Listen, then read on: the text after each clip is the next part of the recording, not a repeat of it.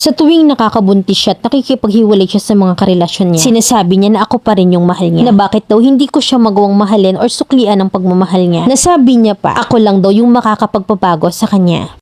May kababata ako na 5 years yung tanda sa akin. Grade 7 pa lang ako'y umamin na siya sa akin na gusto niya ako. Na di niya alam na gusto ko rin siya. May tindahan kami at dun niya inaabot yung mga love letters, flowers at necklace na regalo niya sa akin. Minor pa lang ako that time at ayokong pumasok sa isang relasyon. Kaya patago kong kinukuha yung mga regalo niya dahil natatakot ako na makita ito ng mga magulang ko. Sobrang strict kasi nila sa akin dahil sa mga nangyari sa mga pinsan ko na maagang nakapag-asawa. I am consistent honor student at focus ko lang talaga is pag-aaral. Pero lagi niya akong pinapadalhan ng mga letters at hindi ko siya napatinag kahit natarayan ko siya. Tinatapon ko sa harap niya yung mga letters at pinagtatabuyan ko siya pero hindi talaga siya tumigil. Dumating yung panahon na kinatatakutan ko at nahulog na nga yung loob ko sa kanya. Lagi niya akong sinusundan kapag namamalengke at kapag nilalapit niya yung mukha niya sa akin ay sinasampal ko siya. Kasi ayokong masaktan sa huli. Nababalitaan ko rin kasi na babaero pala siya dahil marindi ang kurso niya. Natatakot ako ng sobra dahil kung saan ako pumunta ay sumusunod siya. Naging consistent yung pagbibigay niya ng regalo from grade 7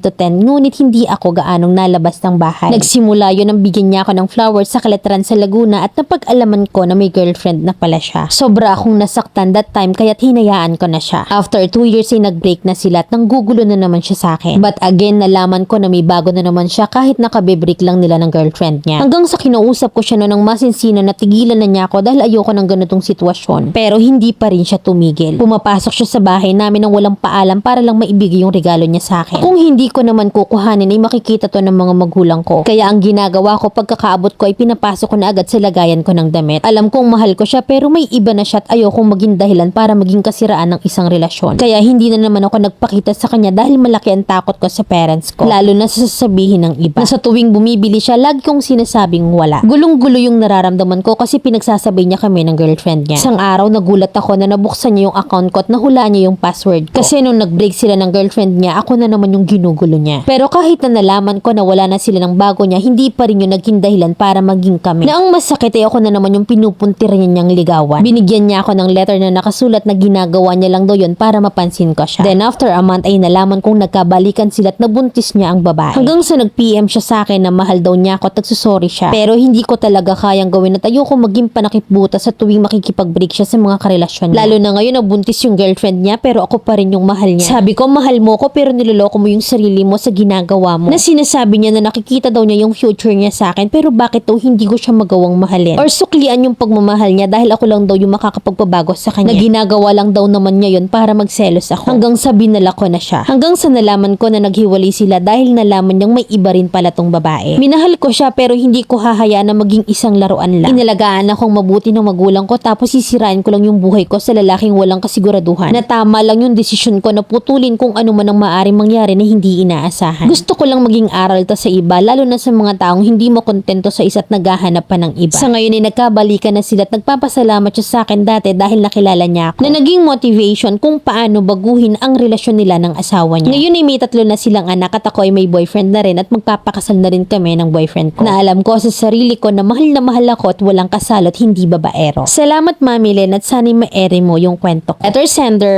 Maricar ng Calamba, Laguna.